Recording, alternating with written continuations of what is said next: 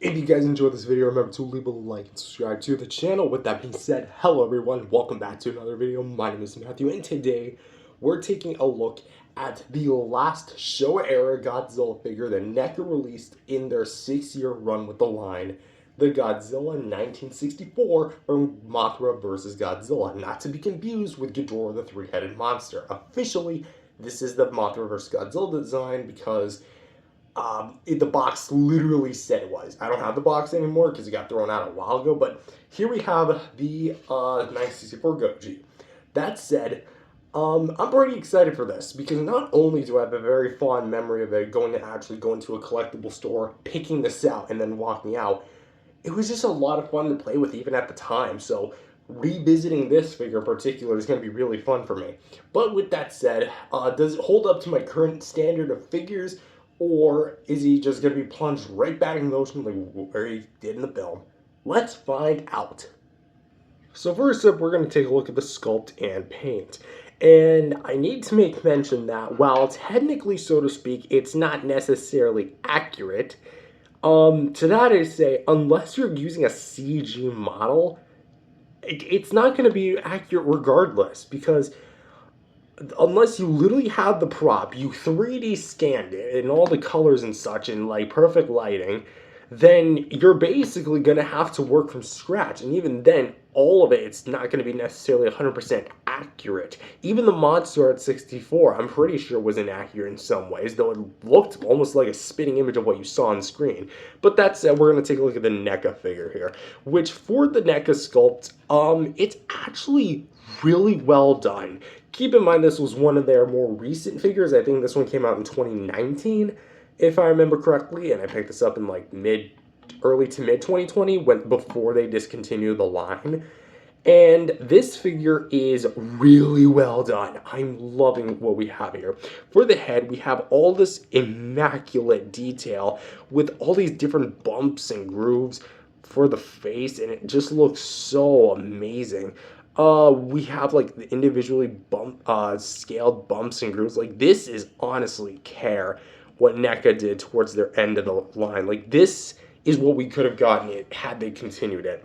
For the eyes, they're going to be a bit more on the simplistic side, but still done really well. I should really trim my fingernails. We have some gloss over the actual eye, along with a pupil, a bone yellow-ish iris, I guess, and what appears to be mascara. Even though Godzilla did have some sort of like shading around his eyelid, it didn't look this intense, and definitely again kind of looks like mascara. So depending on how you look at it, it could be like that. And now that I'm seeing that, I can't really get that out of my head. So apparently I got an emo Godzilla now.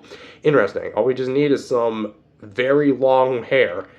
I do wonder if there was a Godzilla with hair. Anyway, so for the eyebrows are going to be done in this very glossy lighter gray in comparison to the more charcoal gray that's used on the rest of the body. And from here, it actually does look a lot like the 64 Godzilla, which maybe this was the reference point and they just had to like sculpt the rest of it here, which might make mention, again, there's more smoothened out, and then you get all the detail more towards like the top area, and it just looks really nice. Speaking of the top area, we can see that the first row of fins are actually sculpted and painted pretty well. Also, if you're wondering what this like purple bluish stuff is, that's actually part of a ornament I had that was kind of like disguised as Mothra, and I like put her on here because I didn't have a Mothra figure at the time, and I'm about to sneeze. But you can clearly see that the gray here very much shows, and it's a bit not metallic, but it has a little bit of a shine, which is definitely an added bonus. And also you got like all the different like line bumps and grooves, and then also the folds in the neck, which would be the suit. Not noticing any of the holes there that act as the gills, because no gills in nature look like that, but then again, that's just their way of saying. That's how Haru Nakajima would have looked outside of the suit. Anyway, inside the mouth, because he can't open his pie hole, spoilers for the articulation, it's not a particularly large mouth, but he can definitely fit at least a few dozen pies in there. That said, it's done really well. I still think that the 62's mouth is done a little bit better than the 64's, But that said, on its own merit, it is very much smaller, but very much great for what you get. The top of the mouth, let's actually kind of twist the head around. We do get a bit of detail towards like the top of the mouth, where it has like the gums and everything. The individually sculpted teeth, which are going to be more like flexible, not so much like flexible, but definitely made of a flexible-ish plastic, kind of malleable a bit. So there is that to also point out. And they are going to be painted a kind of like a bone yellow brownish color, so definitely wear down over time. And the mouth definitely has like a very solid red look to it. I will say that I wish that the red had a bit more like variation, because maybe like the tongue could have been like a darker shade of red. That would be cool. And also, I kind of wish that the hinge was also painted just like the 62 Godzilla, so we could actually like fit with the tongue, because it's kind of plainly obvious that there is a hinge in there, but at least with the paint would have disguised it a little bit better, so there is that to point out. Next, we're going to take a look at the torso, which has a lot of nice bumps and grooves and with the details. It actually has the midsection slightly painted more, which, thank you, NECA. Thank you so much for at least including those highlights, which I love, by the way. A little section down the middle kind of looks like a exclamation point upside down, but hey, there it is. We have all these like different bumps and grooves with the actual skin, with a bit of dry brushing as well, because there is a bit of a wash. I would say that the wash is a bit on the more, I guess you could say, one tone with the body side, because it's almost like they took the color of the body and just painted the same color with paint. So in certain lighting conditions, it's not going to look like as great as it could be, so there is that. But the sculpted details, again, are immaculate. I'm so happy that they went this more like detailed route, instead of making it more like glossy like the older figures were. For the claws, they're gonna be individually painted and sculpted. You know the rest. It'd be weird if they weren't. Of course, they're in the standard like hands to the side, doing that pose. Which for the actual claws, mine's got a bit of scuffage, just a teensy bit. Mainly on this finger. I don't really notice any other scuffs on this one. Just trying to look. Yeah, it doesn't look like I got any more scuffs than that. So yeah, I'm pretty good. With that said, again, the painting on them, I will say, it leaves a little bit to be desired. I kind of would have liked if they put like a wash on them, or some sort of like highlights or gradation, because it does look like they just painted it on and called it a day. So I will say, just because this is a more recent NECA figure, i.e. 2019, more towards the tail end of their Godzilla line, and they did do shade on things like the 62, I will kind of dock off points for that, just because, yes, it is minor, but they were perfectly capable of doing that. And plus, they added dry brushing to the rest of the body, so why not add some sort of like dry brush or wash to the claws? So next, we're going to take a look at the thighs, which the legs in question are not as big and bulky like the 62 Goji, but are definitely still bulky nonetheless, and are very, very big. So the leg actually sits a little bit higher than I think it was on the initial movie design. I could be wrong about that. It's been a while since I watched Mothra vs. Godzilla from 64. But that said, the actual feet, or the actual legs in question, are still very well detailed. You got the folds in the suits, particularly right here, and of course ridges right here, which I love when figures do that. They don't just go for a realistic look. They actually try and replicate the suit itself, which props to NECA for at least including the folds. We have all the scaling detail, which goes down, and of course the kneecaps, then down to the lower legs, I guess. And of course we got the feet, which are going to be about the same as the claws on the hand claws. Basically painted, but they are very well sculpted. As far as like the actual detail on the bottom of the feet goes, nothing too crazy. Very mellow detail here. We do have the copyright info, this little square piece of info, and then the peg holes, which NECA has made stands for their figures in the past, and also they're not as big and bulky of feet. if you're wondering. So good luck trying to fit any slippers in there. And of course, we're going to take a look at the tail here, which we'll talk about the spines in just a sec. This tail is, I would say, very well and very good size. It's got a lot of nice segmenting here, as you can see, with all like the different lines that are going through it. And of course, the dorsal plates. I will say the dorsal plates here aren't as well painted as they are here, because it like these start out really well painted, get a little iffy, and then go back to really well painted, and it just kind of continues down until it ends the tail. So this little segment of tail paint definitely kind of got the lower end of the stick.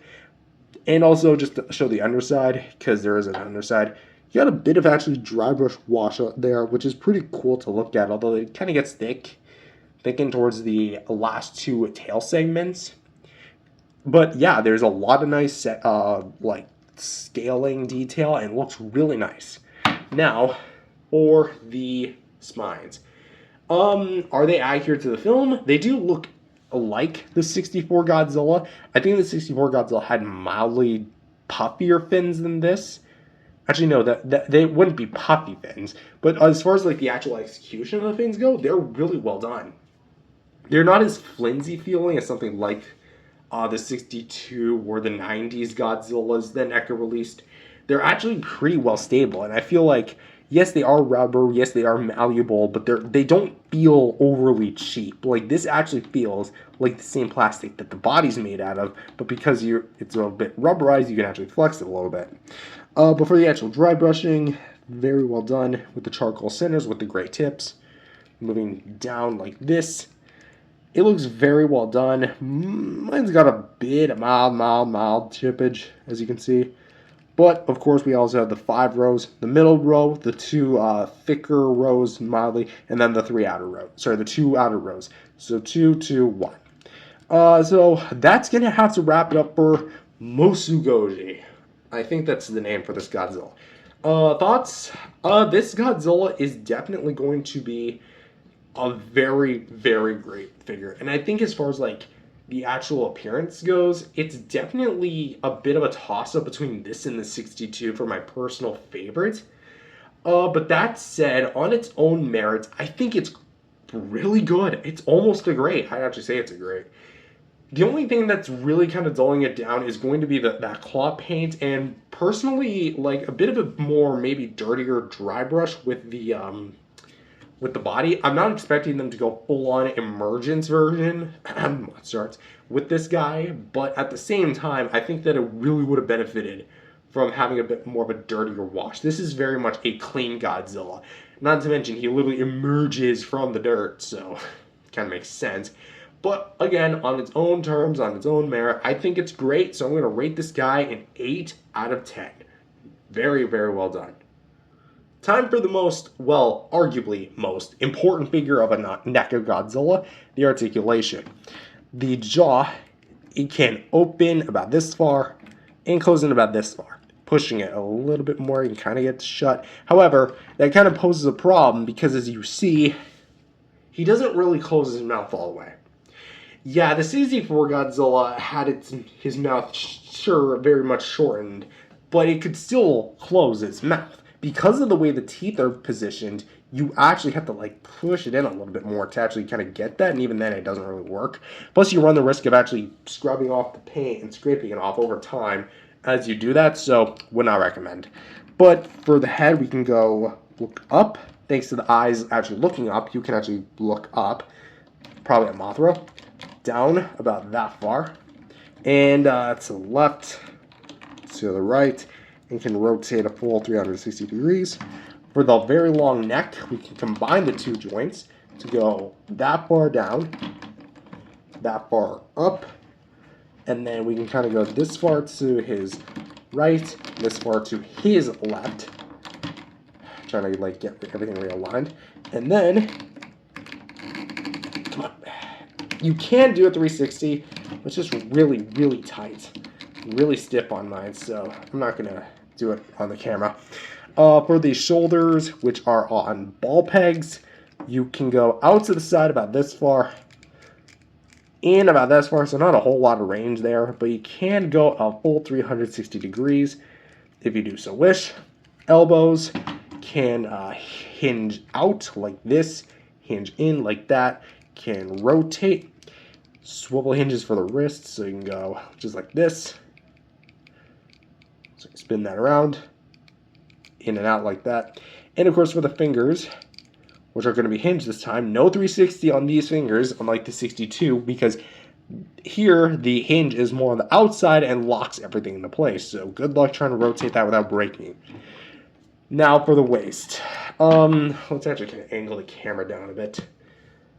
This is honestly kind of a mixed bag of a waist because you can get a pretty decent crunch with it. Actually, no, I stand corrected. That is a very nice crunch. I don't really play with this figure on a day-to-day basis. And then you can get up there, and then you can rotate a full 360 degrees, but the thing is, it's so stiff and so hard to MacGyver that you could very well just end up like breaking the damn thing. Also, do keep in mind that even though the rubber fins are, well, rubberized, they are going to scrape up against each other if you keep doing that, so would not suggest. For the hips, we can go out to the sides, go in, go a... I forget if this guy could do a 360. No. I'm going to say no. Unless he can, but I'm going to say no because I do not trust the way that this thing is sculpted. It kind of has the same problem with the 62 Goji because this whole part's like folded in and makes it look like the sculpt of the actual like suit. For the knees, we can go in, bend out, which kind of locks everything, and then swivel out to the side. Ball joints here for the wrists. Sorry. The feet, this is the wrist, and it's not even on a ball peg. I'm losing my sanity. I mean, don't get me wrong. I had a energy drink not that long ago before recording. And, of course, we can go down at the tail, up. Actually, you know, we have 1, 2, 3, 4, 5, 6 ball joints here at the tail. So we can go this far to the left, this far to the right. Trying to MacGyver it. There you go. Go up, I would say, this far with the tail. And then, here's the best part. You can curl the tail in and make it look like Godzilla vs. Hedorah. Granted, it's the wrong suit design, but it's technically the correct Godzilla because this is the same Godzilla that would later fight Hedorah. So, as far as articulation goes, I would say that this thing is a winner. Wait, did I go over feet? I'm losing my patience. There we go. Anyway, I'm not functioning well right now, okay? The figure itself is very, very well posable, and I do like what we have. Is it still stiff for me? Yes. I've had this thing for like 5 years at this point, so it's probably always going to be stiff, sadly, but hey. I think that this is honestly, again, one of the better articulated ones. If there's something I could add, it would probably be just more cleared out hips and most likely the ability for him to look a little bit farther up, which yes, the eyes are painted upwards, but that's only because the eyes are painted. If the eyes were painted, say, forward, then it would just look off. Also, maybe just loosen up the joints a bit. So there's that. So with that being said, I'm going to rate articulation actually a 9 out of 10. Yeah, I think it's almost perfect. What's a Godzilla figure without some firepower? The SH Monster Art Ray Godzilla 2001. Mic drop. Anyway, here's the beam effect that actually comes with him. And you might recognize this beam in case if you're familiar with my previous reviews from years past. That is because this beam effect is actually borrowed from the 2001 Heat Ray Atomic Breath Godzilla. The one that's like all blueberry and actually has the correct colors and not a green wash. Yeah, that Goji. So that said, this is actually going to be a very, very interesting beam because much like 62, it has the white kind of like colorization with like the more kind of cloudy dry brushing, making it look more like a smoke machine or like a spray, like how they did in the old films, maybe in like a fire extinguisher.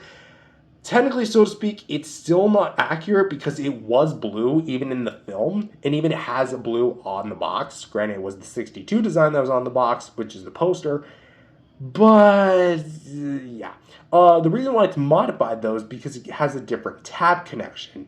But this is actually a problem, which we'll get into just a sec. So to put it in, you open up Godzilla's pie hole, and you're gonna want to make sure that the tab, this part, the flat end, is pointing downward towards the tongue, and you're gonna shove that. Of course, I freaking mess up the whole thing. I'm not editing that out. Anyways, there you go. Godzilla 64 is officially shooting the beam. So this looks fine. What seems to be the problem? Well, two things. One, it doesn't look right. Here's the thing. Godzilla here is looking up. He's shooting the beam down. And not to mention, it's more coming from like the top end of his mouth. If the beam was more situated like, trying to get it correctly, like this would look better. Or maybe a bit more like up here. This would make more sense. Granted, he's still not looking at the beam, but he would still be like maybe looking up while he's shooting the beam. So the placement of the beam in the mouth just doesn't sit right. Also, the connection. Nothing really clicks in. Now, if you're wondering why, here's a close-up shot at the 64 Godzilla's mouth. You see the problem here? There's no peg hole. Now, you could say, oh, well, that's the peg hole itself. No, it's not, because I have tried every method in the book. I've turned it to twist, upside down, right side up, the way that it's supposed to look. And yeah, this beam is not sticking in. It rests in, but it doesn't actually stay in. So that's ultimately like a big problem here. It's clear that NECA didn't actually intend on making the beam, which actually kind of fits in line because the promo pics had no beam effect. This was not advertised with the beam until the promo pics with like him inside the box actually started surfacing. All of like the individual photography stuff, that never had the beam. This wasn't added until last minute, which is probably why it doesn't use the Showa era sculpt, quote unquote, because that would have fit perfectly into this guy's mouth. So I think that the 64 beam is great in terms of concept, but it's clear that it would never made concept stage until last minute. So in all honesty, this beam kind of sucks. In terms of like the detail, it's very well done. Like it has a very nice fireball-esque look, even though that's not really the look they were supposed to go for. And it has a very nice wash with some incredibleized details. But that's the thing. That's all this beam serves for. So the beam in the mouth doesn't really do anything. So it's pretty mediocre. You can't really use it. Even if you want to aim it like this, it just doesn't look right. Even if you aim the head down, it just looks straight ahead, not so much like this. So it can slightly hold it, but like the moment you do like anything with this, just like that, I didn't even hit the ground before it fell, by the way. It doesn't really do anything. So that's honestly why I kind of prefer not to have the beam in the mouth. I keep it beside it just for like completionist's sake, but overall, the beam gets a 4.5 out of 10. Great beam look, but in terms of actual execution, doesn't do it for me. It sucks. And just for some quick size comparisons, because I'm not planning anything too crazy, here is with the other two Showa era NECA figures that NECA made. Not counting the 56 poster version because I didn't want to grab that one just for the sake of just keeping it just for the sculpt and the paint itself. With the 1954 original release, not like the fancy poster box variant, and the 62 Godzilla that I kept mentioning and comparing him to. Which, by the way, if you're wondering like what the reissue would look like, literally this. That is your reissue. There you go. You want a review of the poster version or the big poster box variants with the new box. Take that 54 review and then take this guy where I talk about the accessory of this guy and then pretend it's this guy. Boom, review over. So we're gonna keep it at these two Godzillas, which I wanted to kind of discuss which one do I think is personally the better executed figure. And I think as far as just a brief comparison goes, Sculpt and Paint goes to the 62 just because it has the better looks and it prioritizes looks over the actual articulation, and I think it's done really well. It has shading on the claws, better shown up dry brushing, and more dirtied up dry brushing paint on the actual body versus this one where it looks a bit more one note. Articulation goes to the 64 because it poses a bit better and overall just has a bit more range. The tail actually can move like a shrimp versus this one where I'd have to turn the whole thing and angle it upward in order for it to actually even achieve that. Also, the whole legs and waist are just locked in place. They might as well just be glued and nothing would change. Like seriously, this is all you get with its waist, by the way. So that kind of leaves the idea of the atomic breath. Which one do I think is betterly executed? It's going to be the 62. And the reason why is, again, the beam effect. It was designed for this figure, at least the general idea, maybe not so much the teeth holes, but actually looks really well done and actually has the ability to peg in correctly, unlike this guy's beam, which can't even hold it correctly. Like, I'm actually struggling to actually kind of open that, as you can see. This guy takes like 0 effort to put in, and I jam the crap out of this thing in the mouth. Like, seriously, like, watch this. I know I'm kind of like driving home the point, but I'll wrap this section up in just a quick second. I'm just gonna quickly jab that in. Watch this, shake test. See? So, there we go. I think point has been made that the 62 is honestly the better figure. But before we do the final thoughts, I think it is worth mentioning that over time the beam will curve, as you can kind of see. So there's that to look out for. So with that being said, what do I think of this figure? I think that this figure is really, really good. And honestly, could have been NECA's best of the show era line. Do I think it's objectively the best as far as like overall? I would say articulation's definitely going to be the best of the original show era series, but everything else is not really all that much. The sculpt and paint is really good, but definitely has a bit of things dialing it back. For the most part, it's really well detailed, very well painted, and has really good articulation. The only thing that really sucks is the last minute beam effect, which I feel like could have been done a lot better. As for the actual size of this thing, it's going to be, again, your standard 6-inch figure. A bit shorter than S.O.S.G, but still a decently bit taller than most of the NECA Godzillas, like 2014, 2019, 84, etc. Do I recommend him? Yes. Only for the figure itself. If you're planning to use that beam, modify it. You have to be prepared to. So with that said, I'm going to rate the final rating for this guy a 7.5 out of 10. I feel like that's fair enough because with everything I've kind of talked about, actually we're going to bump that up to an 8. There we go. Final score, 8 out of 10. I feel like that's a fair rating. So with that being said, thank you guys for watching. If you enjoyed it, leave a like and subscribe to the channel, and I'll see you guys next time. Peace out, everyone.